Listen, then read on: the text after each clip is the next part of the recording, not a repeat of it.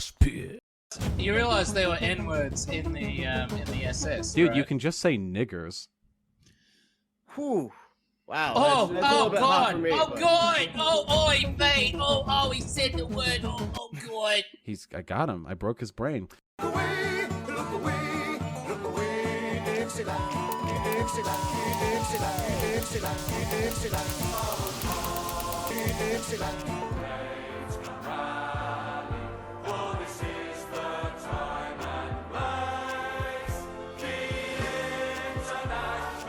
Whoa! Every time. All right, y'all. Thank you for tuning in to Dixieland the Proletariat. We're going to talk about Southern working class history and current events through a leftist perspective.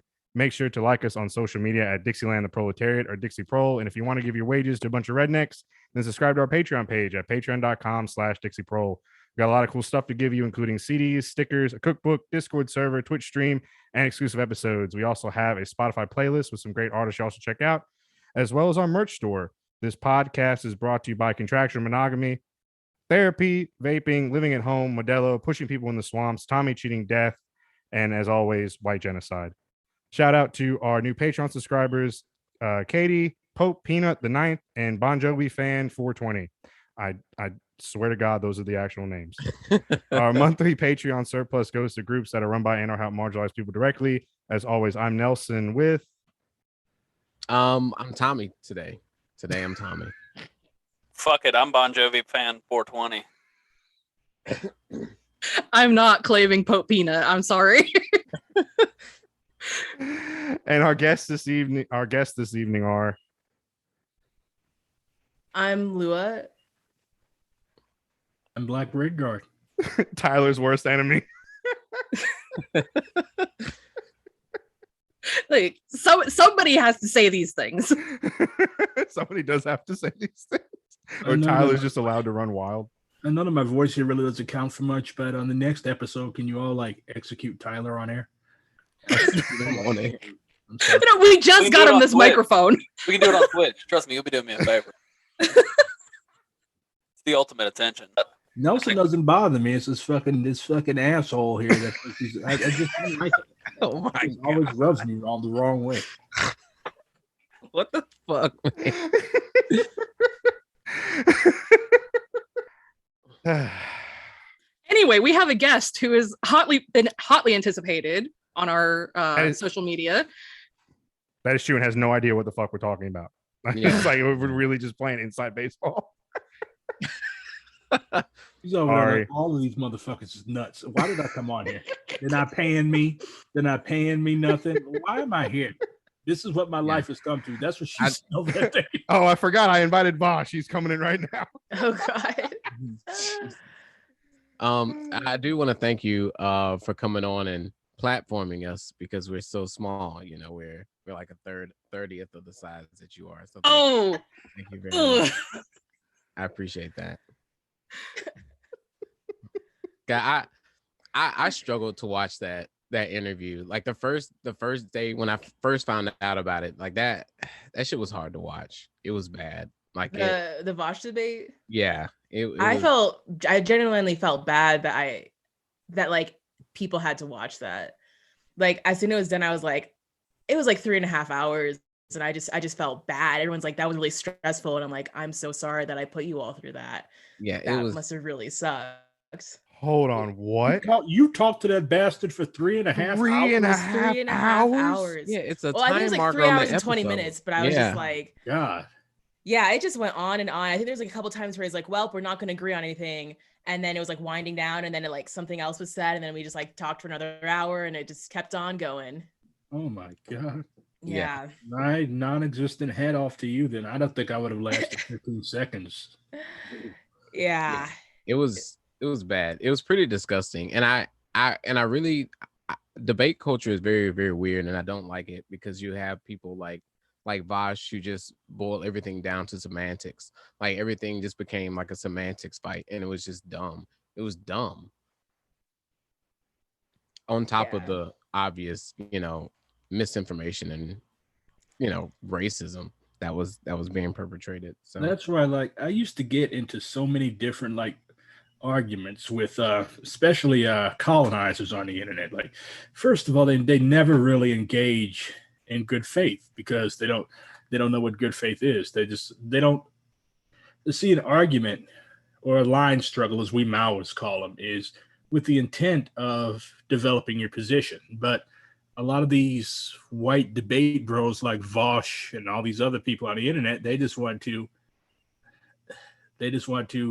try and fail, I might add, to prove that they're smarter than everybody else, especially colonized people. That's why, like, I just don't get into these types of things anymore. For one, they never really change. You're not going to change somebody like Vosh's mind. He's already resolved himself to whatever the hell politics he has. And then all of his fans, they're pretty much exact carbon copies of him. And like, it's just senseless. Like, there are children starving to death on the streets of this country right now.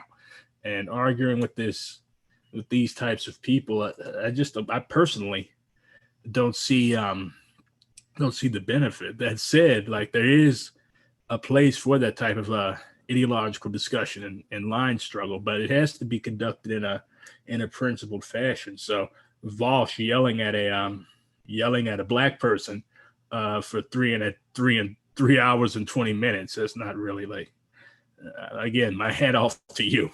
I couldn't do it. I cannot do it. Yeah, the minute he made that unqualified mark, that I would have went the fuck off. There's no way you handled that. Like, the thing is, like, you think that you're gonna like go the fuck off on this person because he says like really shitty stuff all the time, and then like when you're there, because like I actually didn't intend to debate him. Actually, I just wanted to be just to laugh at him because, like, as far as I know, every black person that he's debated, he tries to paint as Nazis. And I think that's hilarious because I'm like, listen, like every black, like even meeting one black Nazi is pretty rare, but everyone being a black Nazi, like, come on. And I just wanted to laugh about that. But I still ended up like debating him or trying to answer him sincerely. And yeah, it was a massive waste of time. Like, it's just not a good use of time and even engaging with these people. It's like, even though I knew that, I was like, well, I'm just going to have fun and laugh at this person. But then you still get drawn into a debate, and then a bunch of misinformation gets spread to thousands of people. Like, his fans came out of that debate and were like, oh, like separatism is fundamentally a dystopian ethno state, and we should be fearful of retribution from colonized people. Like, that was their takeaway. So it was like, it was not worth it. Yeah. So can I start this off kind of just for people who aren't aware of the entire timeline of this happening? Did this start with your first YouTube video critiquing what he said in that previous debate? Yeah, it's really weird. I was getting new fans and stuff, or like not fans, like just subscribers. And I was like, yeah, I don't like Vosh. And they're like, well, you should. And I was like, no, this person's a piece of shit. And they were like asking why. And so like I made a video on it, instead of going off on Twitter or something. I was like, I'll just make a video and then I'll explain it. I didn't think Vosh was going to watch it because my channel's smaller. So that really surprised me. I actually didn't see it for a couple of days that he wanted to debate. And so I got back to him. He never got back to me. Then but he still was on a stream responding to my video. And so I responded to that stream since we weren't going to debate. And then he did get back to me, and then we debated, and it was 3.5 hours long and just like a mess for everyone, I think. So in that second video, you said that you stopped hearing from him for a while after you set out your conditions for this. Did that last a long time? Do you think he was like stung by what you said about like this has to be demonetized and all, or it has to be for donations at the end of it? Do you think he was like stung by that, or was he just like, I'm just gonna forget about ever bringing that up? He definitely, I don't think he was stung by it. I think this person was just like, because he said himself like that, this is how he makes money and da da da da. But I think in his world, like, there's no way that could ever possibly happen. And I was also like, well, if that doesn't happen, okay, but I want to ask for donations for my friend BP, who's this organizer against prisons. And he never got back to me on that. I don't even think he read it. Like, he just was like, done. And then I made a video, and then he messaged me back because I think his attention span's very short too. I think that's like a part of it. So I made this video like a week or so later that he's forgotten about it because you know, his world moves so fast. And then he asked me to come on again. It's interesting you said that he paints all the black people that he debates with as Nazis. And Chris has talked about this before, the difference between revolutionary black nationalism and reactionary black nationalism. But why do you think that like it's so hard for white people really to understand the difference? I don't yeah. It's just the silliest thing. They've literally never heard of anything other than white nationalism. That's what it comes down to. They've never heard of anything else. So they have no way to conceptualize a liberation movement or liberation ideology. And that's all it is. It's just simply a lack of education and a lack of exposure to what nationalism is to other people or different kinds of nationalism. They only know the word white nationalism. So it's like you have to be careful to not say something wrong because they don't take the time to just read a book or something like that on the topic. It's like thousands and thousands of white leftists are not taking the time to just Google something for, research something for a couple hours. It's wild to me. It's really bizarre. And if I can add something here, you mentioned that Vaush likes to compare black people to compare black nationalists, revolutionary black nationalists, to Nazis, and this just belies the ignorance that he has of the National Sozialistische Deutsche Arbeiterparty, which exclusively was for so-called Aryans. Like, black people literally cannot be ideological Nazis. Like, that is closed to us. Not that we would ever want to be part of such a ridiculous and harmful movement that wants to literally wipe us off the face of the earth in the first place. But like, in regards to white people studying revolutionary nationalism, what I think they do is they take aspects of it that they are personally amenable to. For example, when Fred Hampton said white power to white people, or when he said, basically, a lot of the white Maoists that I've had contact with, they basically boil down Fred Hampton's thought and ideology to be nice to white people. You need to be in Rainbow Coalition with us. And yet they don't know anything else about Fred Hampton besides a few quotes that they take out of context. So it's a very opportunistic engagement with the best of our revolutionary nationalist theory. And if they're not taking it and using it for their own intents and purposes, then they're either ignoring it or they're denouncing it. For example, I've heard people call Marcus Garvey a fascist because he in his later stages, he said some pretty reactionary things with regard to Benito Mussolini and the Italian fascists. So, like, it's just it's willful ignorance and it's willful opportunism and willful distortion of revolutionary black nationalist thought and praxis. I definitely agree with that. And I also think a lot of people haven't even gotten that far. It's like people just, I think Vaush is actually kind of the person that you're talking about, where it's like he's read Fred Hampton and kind of like takes bits and pieces he like, and also, didn't understand that Fred Hampton has like these black nationalist views, which is just really ironic in my opinion. But then his audience just knows even less than that. And that's how this misinformation can just be spread to thousands of people. It's really disturbing to me, especially on black issues. Yeah, his chat is fucking disgusting. Like, that was probably the worst part of that debate, was realizing how just fucking disgusting his chat was. Like, everybody that gets banned from Hassan's chat has just become a Vaush follower. Like, it's so fucked up. And the things that they were saying, like, I won't repeat any of it, but it's bad. It was really bad. The Hassan to Vaush pipeline. The Hassan band to Vaush.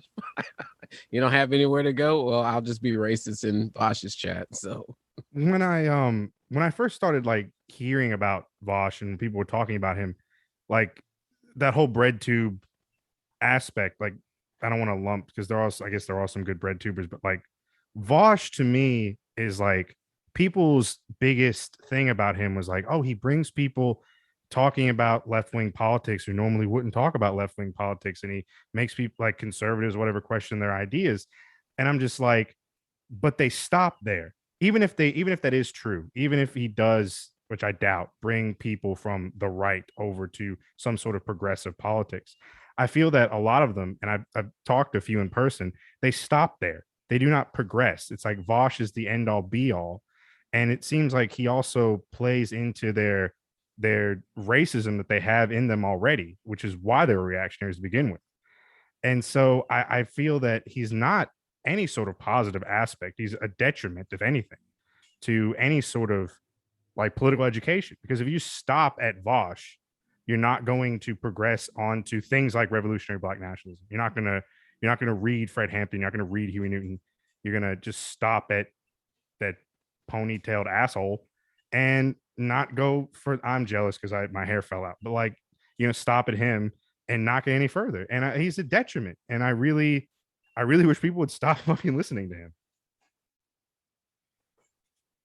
Yeah, I think that really, like, the video that you made about like engaging with Nazis, I watched that one as well, and it's I completely, like, I felt that as soon as I heard you talking about that like, for all the good that people say comes from engaging with them and possibly bringing them over to the left, it's at the detriment of anybody who would have been targeted by them in the first place, which is inevitably not anybody who's not a cis white man, able cis white man, probably.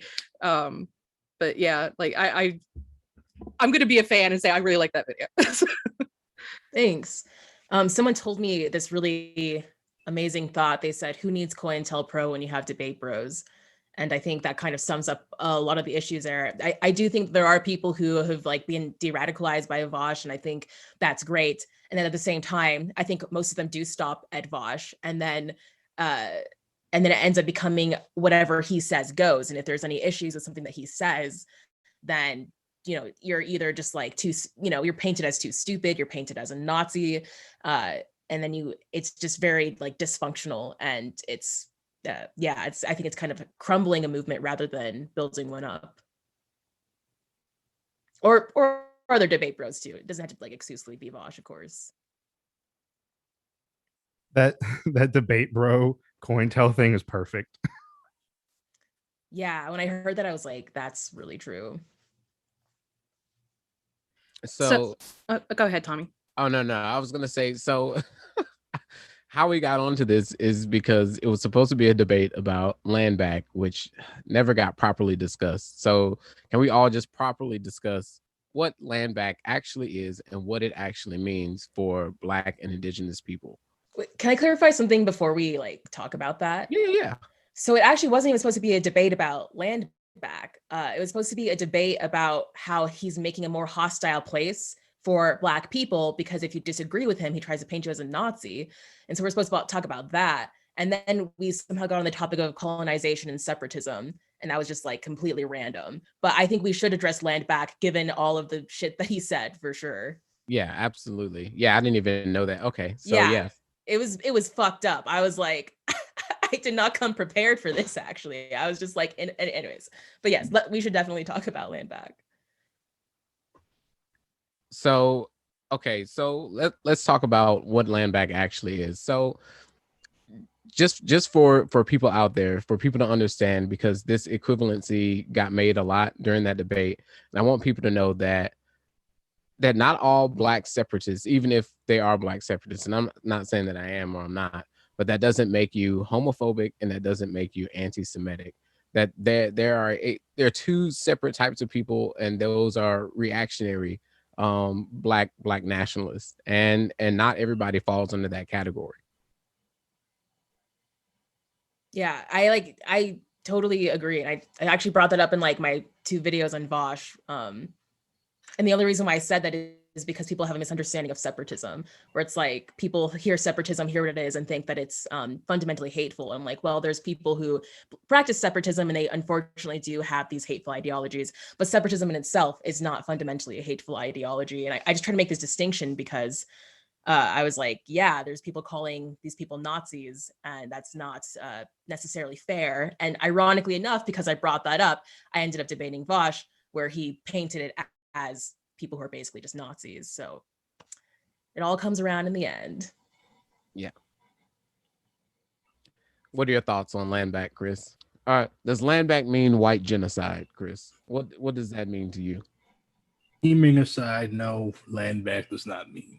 I'm really, really tired of having to explain this to people, but no, land back does not mean white genocide unless you come into it with the opinion that all white people, 100%, will unilaterally and unconditionally oppose the return of land from to those from whom it was stolen. What land back means is that it doesn't mean that there's going to be a bunch of fragmented ethno states, but what it does mean, it undermines the legitimacy of the settler colonial states of the United States and Canada. Because we have to keep the principal contradiction here is that these countries, these entities were built on stolen land with stolen labor.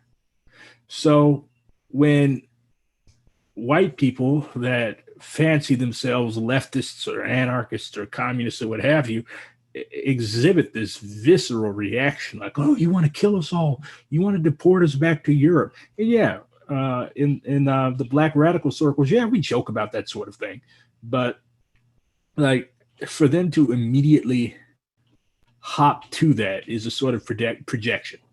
Because I had a professor once, like he was a history professor. He was a old white dude from Boston. His accent was hilarious. But and he'd say, like, just imagine if white people were in black people's place during slavery.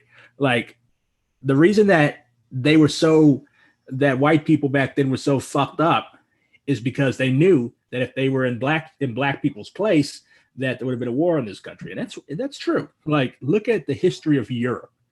Like, it was just people killing each other over any sort of thing, religion. Never mind enslaving an entire group of people and taking away their land. So it's a form of massive psychological projection. But no, we cannot principally interpret land back as meaning, okay, let's kill all the white people and get rid of them. That's projection. That's what white people did to get this land and to get these resources and to get this labor in the first place. And now they live every day in fear of revenge. That's why the very notion of Black Lives Mattering, which I might add is not a revolutionary radical statement. It's not black people storm the Capitol and institute the dictatorship of the Negro proletariat. No, it's our lives matter. Please stop killing us. Asking in as nice a format as possible. And the majority of white people in America think that it's a call for the genocide. They think that Black Lives Matter is a terrorist organization. So, long story short, the overwhelming majority of settlers in the United States are royally fucked up politically and psychologically. That's why they think land back means kill us all. Because they're guilty. They know they're guilty. They know they fucked up. If you talk to any one of them that is honest, that is objective, they say, yeah, we fucked you guys over. We fucked you guys over. And yeah, we know that one day, I remember a white comedian, he said that, oh man, being white is going to suck pretty soon because while we're on top, it's fun. But like, they're going to come after us. And they live with that. Every white person in the United States lives with that eventuality. Like, people are going to take their shit back and you're going to have to pay for it collectively. And whether or not it's violent is up to them.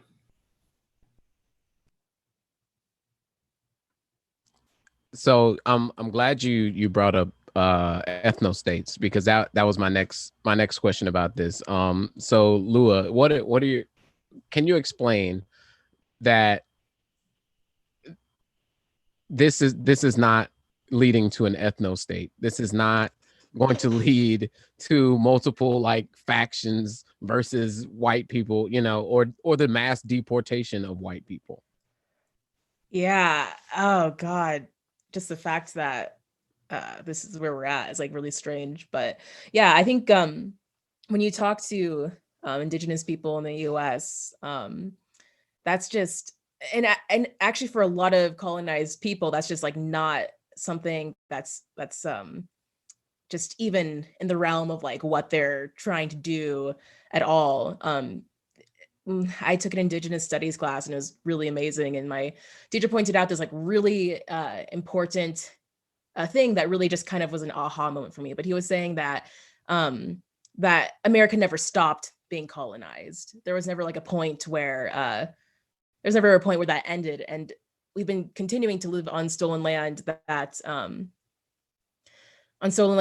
people have been fighting for generations. And so land back is a movement where people are trying to get treaties that have been broken and say like, you know, there was an agreement here to that we can at least have this or that. And then also try to get the land to actually be theirs, where it's because people don't necessarily you know, even own their houses, like they have to pay taxes. And if they don't pay those taxes, then the government can come in and take it. And so land back is also about having that land be actually theirs, but it's not, you know, an ethno state or something genocidal is just not even what's on the table. It's not what people are asking for at all. Yeah.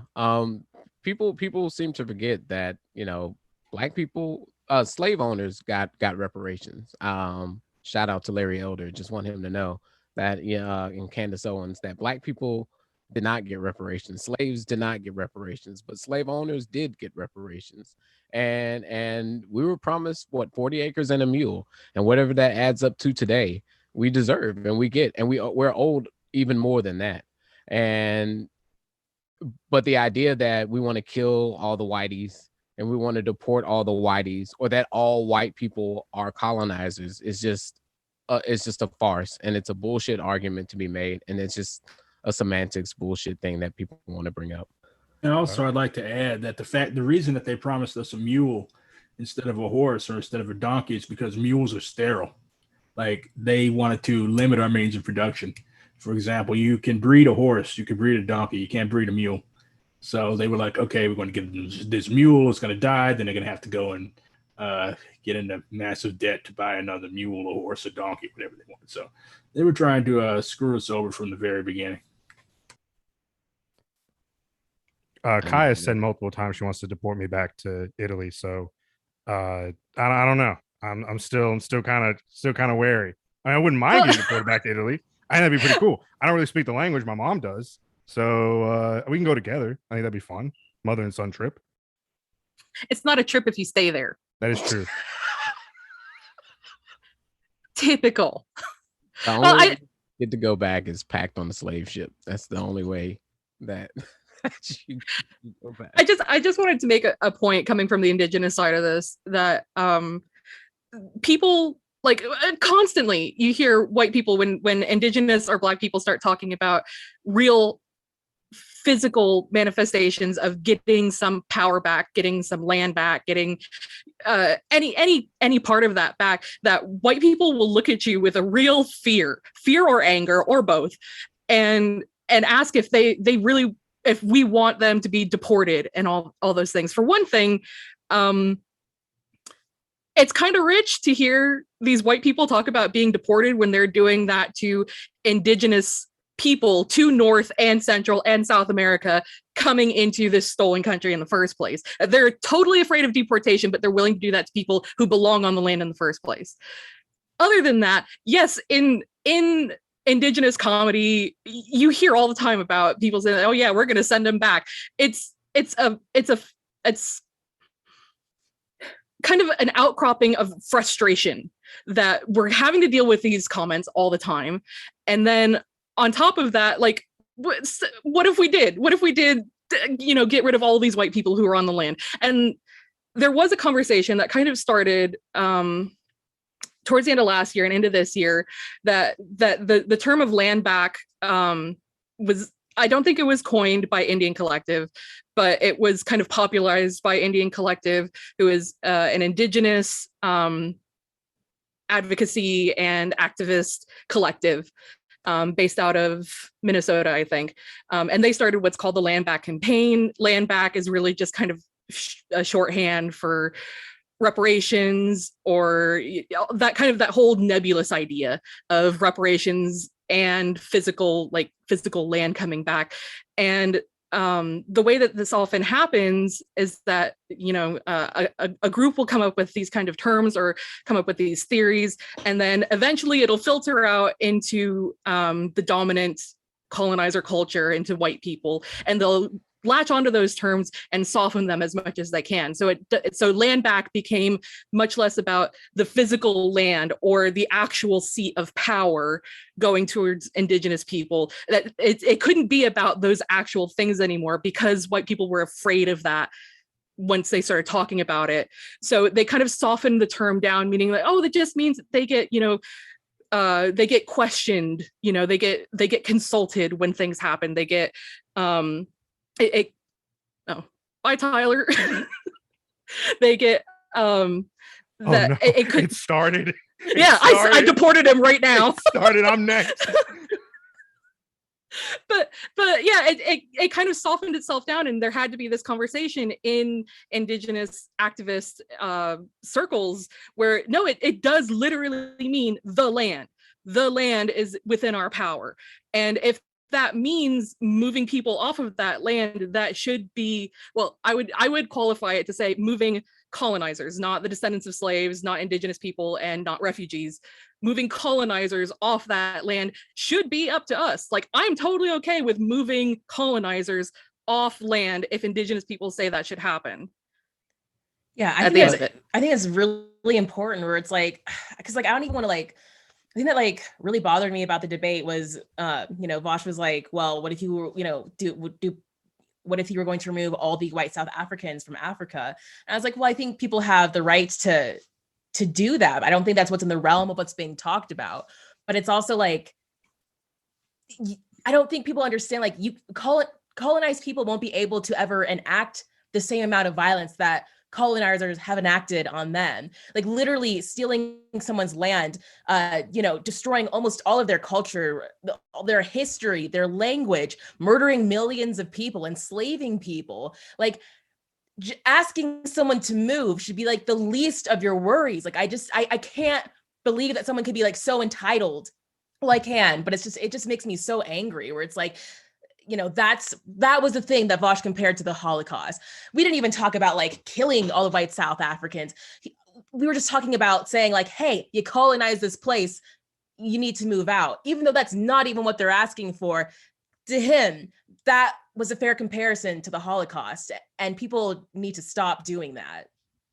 And the main thing that a lot of these bad faith white so-called leftists fail to understand is that they cannot fathom the idea of their opinion not mattering.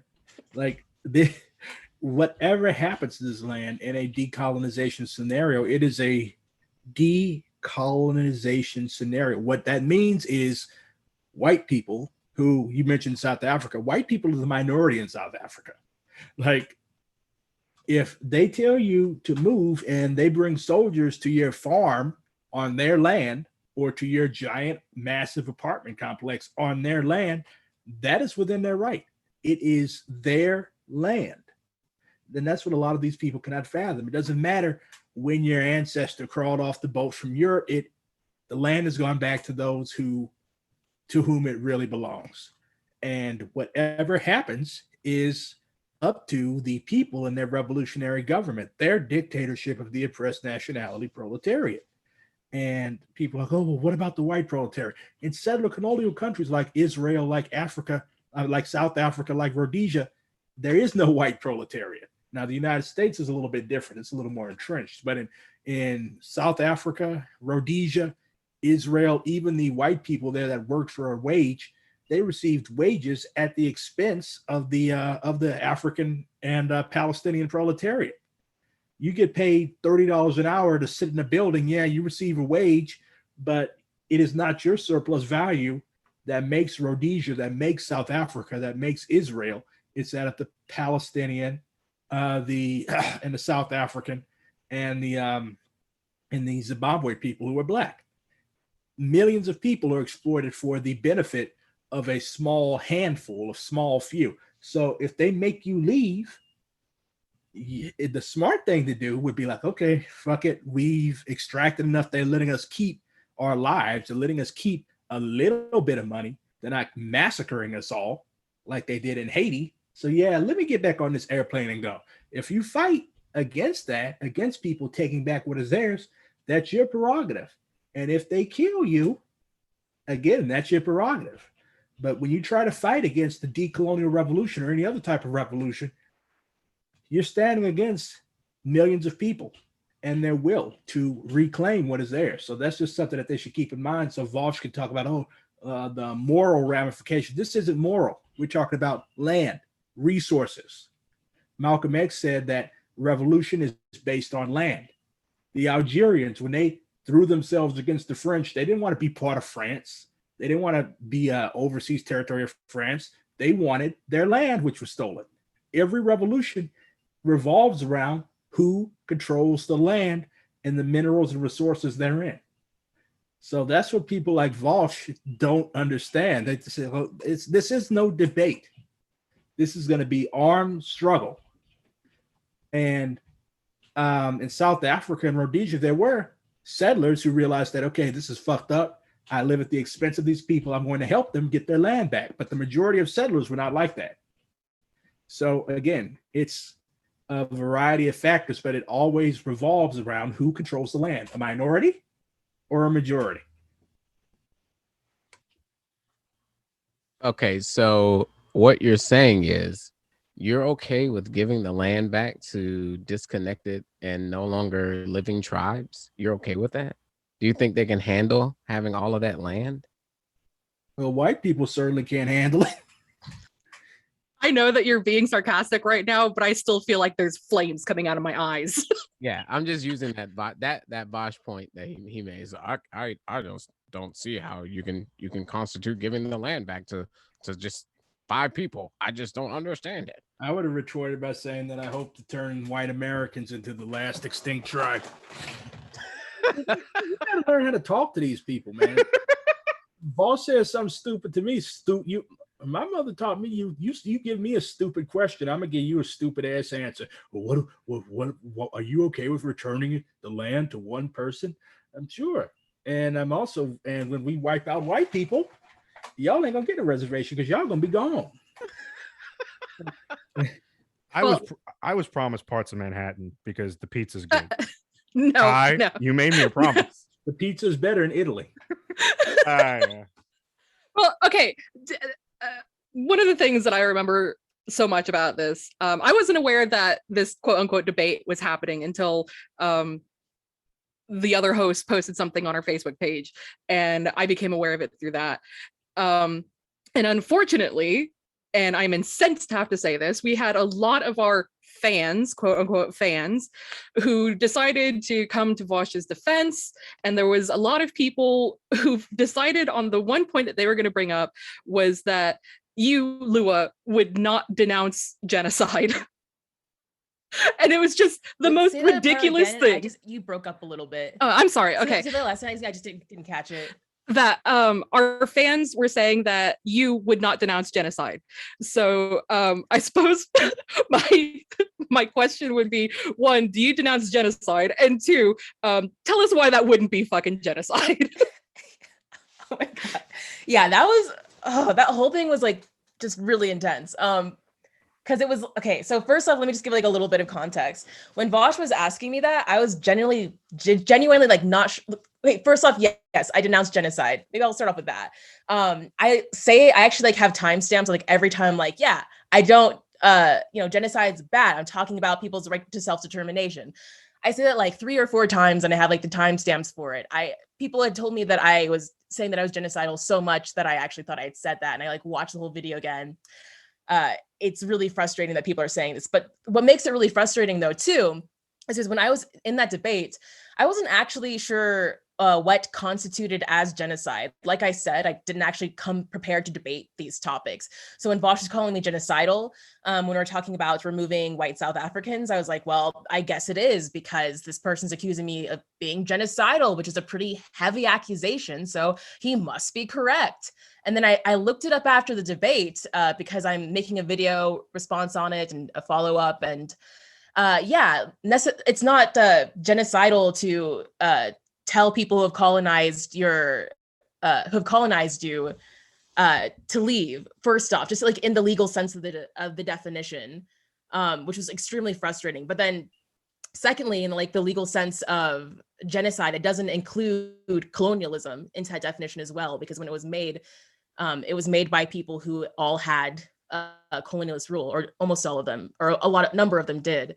But yeah, I think there's just like that in like the legal terms of it. But then there's also just, you know, the right to your own self-determination, the right to be able to fight back against your oppressors. And someone pointed out, sorry, I feel bad, I'm a little bit rambly, but someone pointed out that a lot of colonialist people who are colonized aren't necessarily dealing with like having to take their power back. Africa is dealing with like the legacy of like their economy being ruined by colonialism, and that's like this phase that a lot of African places are in.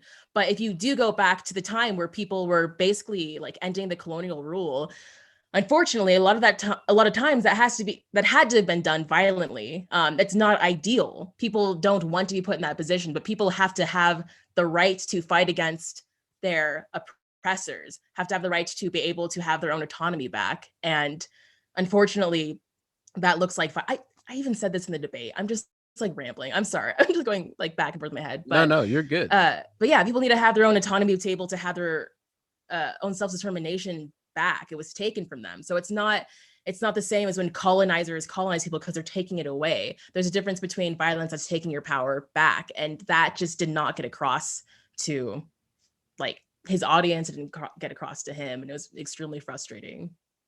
Yeah, like basically we have a right to choose how we go about getting our land back. And if, like Chris said, if you get in our way, then you are stopping us from getting our land back. And however we deal with that is how we deal with that. Right. And that's the way that I like how Chris puts it. Yeah, like you're being nice to him. You're saying, "Oh, we're going to ask you to leave." No, when we're in power, we make you leave. Like that's how it goes. Armed men show up outside of your 15,000 acre farmhouse, your 15,000 acre farm with the mansion for a farmhouse. Be like, okay, get your shit, go. Like that's how decolonization works. And a lot of these people, Vaush needs to read Fanon. I don't even think the bastard can read, but like he needs to read Fanon, like or read him out. Like revolution is not a dinner party. There isn't going to be any, okay, Vaush, we understand where you're coming from, but we have to ask you to no. Get your shit and go back to wherever the fuck you came from. That's how it goes. You took our land. You enslaved us for hundreds of years. You made us beggars in our own country. And now you have the audacity to get up here and call us genociders. We was going to let y'all stay. But since you want to play it like that, no, get your shit and get the fuck out of here. If you're still here in a few more days, your ass is going to get a taste of forced labor. Now, that's how I would do things. yeah. And I think it's just very arrogant to say, oh, you know, well, I agree with land back, but let me tell you how to do it. You know, like I think it's just arrogant as fuck to be like, well, this is how you should go about doing it. Like, well, who are you? Who the fuck are you? You're the person that stole the land. Why the fuck would we consult the person that stole the land on how to take the land back? Or, Exactly. Of course, you're going to want the softest, most easiest method so that we end up with the fucking Palestine situation. We ain't going to have no indigenous West Bank or no indigenous Gaza Strip. And you certainly ain't going to do Africa like that. You've already parceled it out into countries that wouldn't be recognizable to our ancestors. Our ancestors didn't recognize Nigeria or anything like that. Just smash all of these different groups together into one polity and then make them fight each other. No. Like you've already played enough havoc and hell with the world as it is. You are inhibiting human progress. We would be on Mars by now, terraforming it, if it wasn't for the fact that the system you set up bleeds our Earth of resources to aggregate into the hands of less than 36 people. And now you have the audacity to tell us what we should do after we've shed our blood to take our land back. Fuck that. No, absolutely not. I just want to add something. So my sister has appeared on this show with me before. If anybody wants to listen, it was December of last year is when that was released. And she and I said on this podcast that if it came down to, she and I have both thought about this, like independently as well, we didn't discuss it beforehand, that if it came down to land back is happening, European colonizers, any colonizers at that point, but colonizers decide that we've decided that colonizers are going to be sent back to whatever country we can figure out they came from. And I'll preface this by saying that my sister and I are both mixed indigenous people. My sister is not blood with me, but we are both mixed indigenous with white, and we're both very fair appearing. And even though both of us have a commitment in our hearts to our people and to the land that our people come from and that we ended up coming from, if there was some kind of court set up saying that we cannot claim you, meaning my sister and I, we cannot claim you as indigenous people because you're under such and such amount, or we can't accurately place you with a tribe or something like that, that both of us would accept being sent back to the European country that our white sides came from. And that's not easily said. That's us saying that we would accept that judgment from our own people if they said that we can't trust your lineage, or we can't place you properly, we're going to have to send you away. Like that is the deepest cut that you can put in us before death. That we would have to be disenfranchised from our people, have to be separated from them, and sent to a culture that neither of us really accept as ourselves. And if she and I can have the bravery to accept that from our own people in this bizarro world where that would even happen, because I can tell you right now that wouldn't happen. But because there's colonizers who are so afraid of this question, they think that these kinds of councils will end up being set up, that it's going to be, you know, the way that Americans are talking about socialized healthcare, that there's going to be death councils. They think that is going to happen with decolonization, that if in bizarro world where that happened, she and I would accept that because we are committed to our people having their land and having their self-determination and having the power that was stripped from them.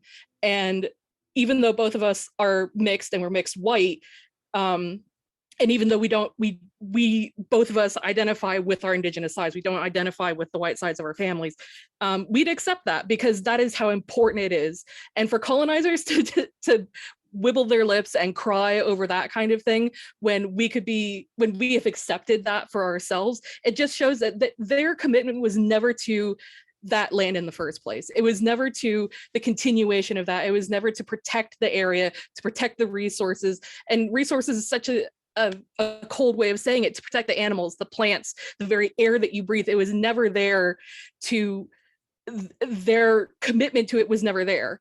They were never there to take care of it. They were only there to take. So anybody who kind of gives me that, well, what are you going to do? Send us back? I would accept it myself. And I have way more of a reason to stay than they ever did.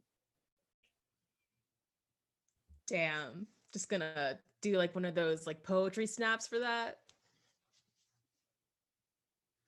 Thank you very much. Yeah. I do have a last question for you, Lua. What were you expecting? I assume you were expecting a backlash from this, knowing the toxicity of his fan base, but was what you were expecting any different to what you've been dealing with? Has there been a huge backlash against you, or have you been able to escape it?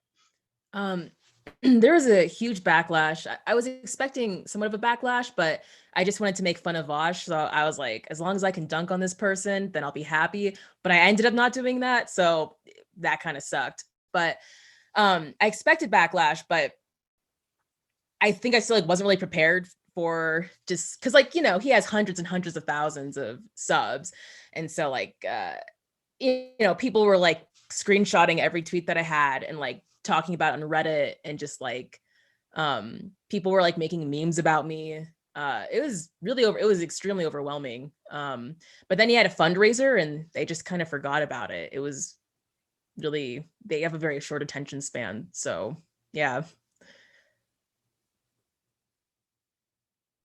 So did I assume that the backlash was harassing to you? Did you end up with any like lasting damage from this?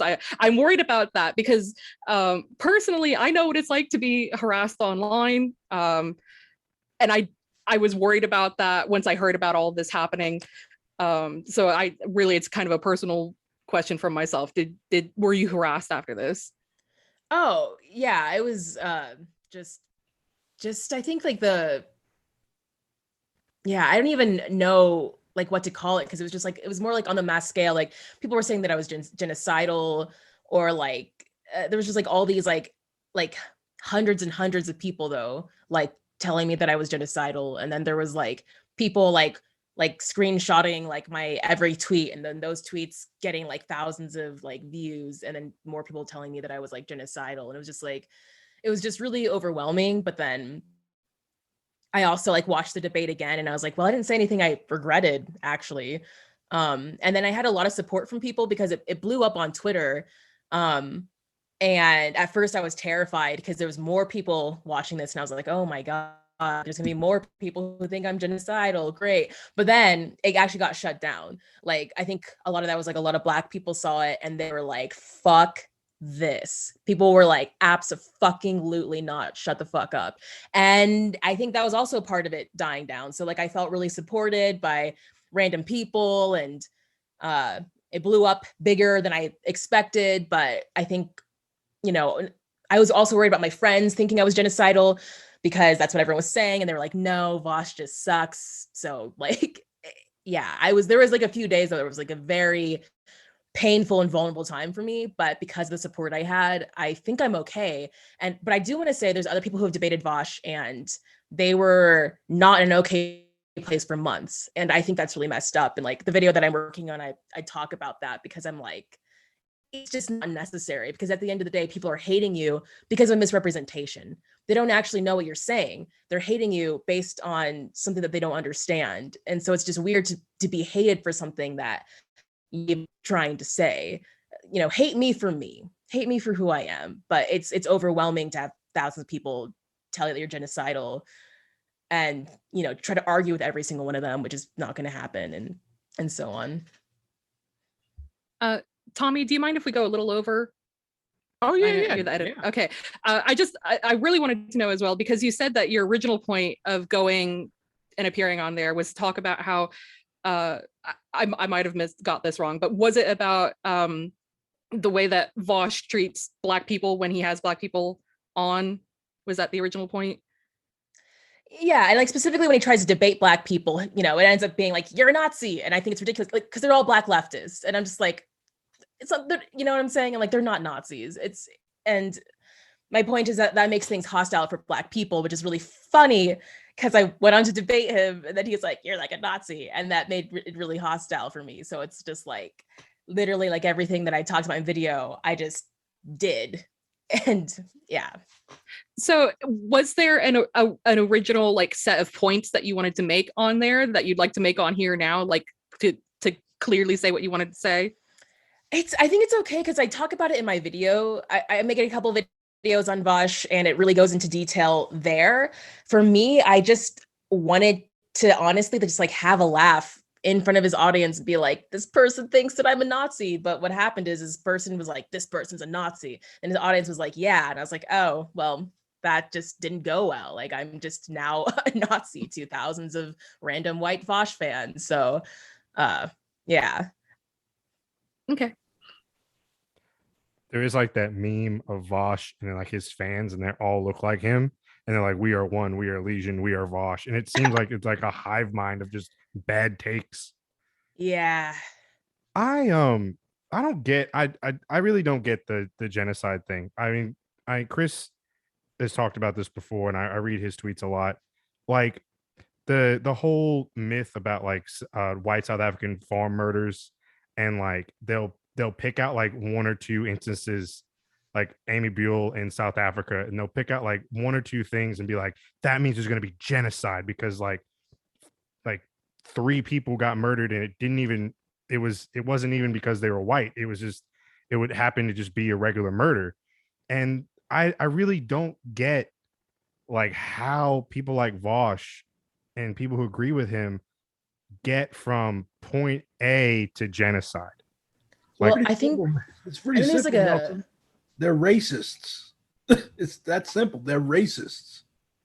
Well, I think there's like a little bit more going on here. I think like one thing is that Vosh debates Nazis so much that I like in our debate itself, he was like, well, I can understand the point of Nazis, or I can understand the conservative argument of a fear of retribution. I think he's been so exposed to debating Nazis that he actually can start to understand their arguments in a way where it's not just, you know, rationally understanding, but agreeing with certain things.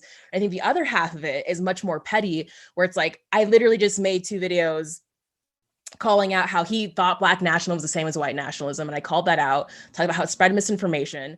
And I also bring up separatism because I'm like, it's not the same as, you know, all separatists are Black nationalists, but all Black nationals are separatists. And so I make that distinction. And so then he responded to me saying that, you know, separatism's like, you know, evil and da-da-da-da. And I like make another video talking about that. And so this whole debate really, I think this whole debate is actually about how there is a person who like called him out and was saying like, you know, calling Black people Nazis for having these ideas is not what's going on here. And I think he felt, I think he really thinks that he can't be wrong about things. So he dug his heels in. And I think, you know, I think this debate technically isn't even about colonization, technically isn't even about separatism or Black nationalism or any of it. I think this debate is about how I called him out and he dug in his heels. And then we had a debate that blew up on Twitter. I think that's the story. Yeah, I mean, you can definitely tell that because it wasn't it wasn't a debate. The whole thing was a farce, and he kept arguing semantics, which is what you do when you have nothing else to argue on. And it was just a bullshit argument that he tried to uphold. Yeah, and he was just like talking at me and being like, well, what about this? Well, what about that? Like it was just Right. like me like sitting in my chair being like answering his like, what about this and what about that? Like it felt like an interrogation for like 3.5 hours. Like that's not really a debate or a back and forth, which again, I expected that, but it was still pretty intense. You're a stronger person than I am. Because like I think other people said, oh God. I think it's more that I'm petty because I just really was like hoping for that moment where I could just like dunk on him, but it never really happened. It was just like this awful, painful 3.5 hours of that nonsense. And I was like, I just felt bad for everyone. I was like, I'm so sorry that people watched that and just had to watch something that cringy.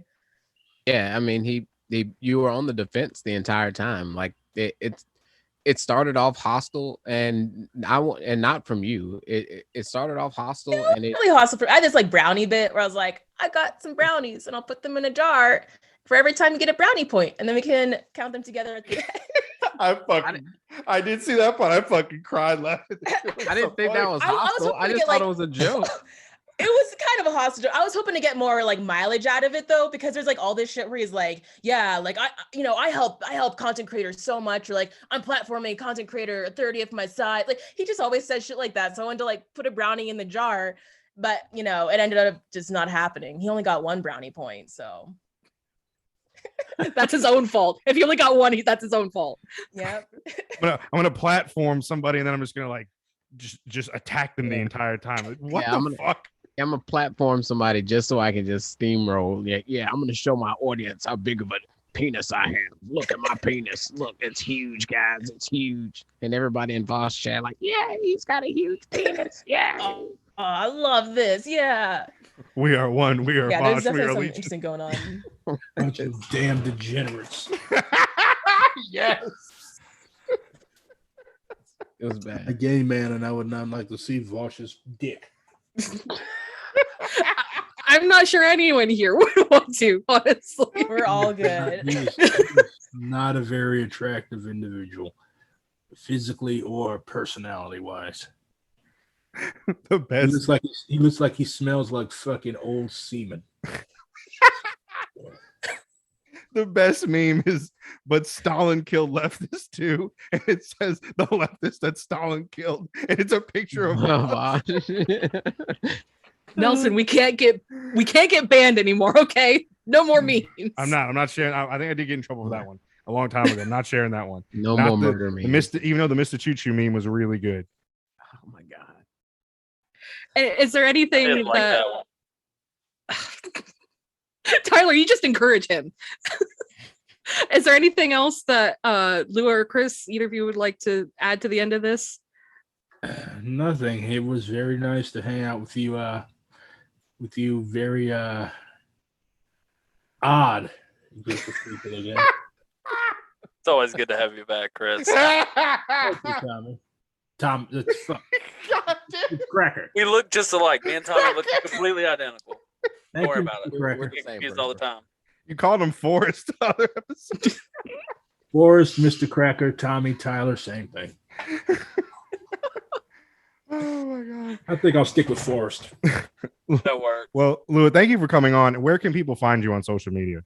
They can find me at Professor Flowers on YouTube, or they can find me at Lua Borealis on Twitter. Awesome. And then just send us some links and we can drop those in the show notes. Chris, where can people find? I know it's hasn't been that long, but where can people find you on social media? If you want to cyber stalk me, at BlackRedGuard1 on Twitter. It's great. It's just literally it's white genocide the entire time. If It's you a irritate great me, I thread. will block you. I'm not argue on Twitter. If you irritate me, bother me, get on my nerves, or contrary, quote tweet me, say some stupid shit, and try to make me look like an ass, I will block you. And then I will screenshot the ridiculous. Wait, before I block you, I'll screenshot everything you say and then post it so that my 12.1 thousand followers can harass and mock you. Then I'll block you. Oh my god. All right, y'all. At Dixieland, the proletariat believe the South will rise again, but this time for the right reasons, those being work-owned means of production, decolonization, self-determination for all oppressed peoples. Make sure to like, follow, and subscribe to us on social media at Dixie Prol and on Twitch at .prol. That's DOT Prol. We are invited to Uncle Tommy's Twitch cabin. We are coming to you from the birthplace of the civil rights movement, Montgomery, Alabama, as well as the United Kingdom. We'd also like to recognize we're recording on occupied land that rightfully belongs to the Muskogee Nation. Lula and Chris, thank you so much for coming on. As always, Vaush is a piece of shit. Tyler? Well, good Lord willing and the creek don't rise. We'll see y'all next time. Fucking echo.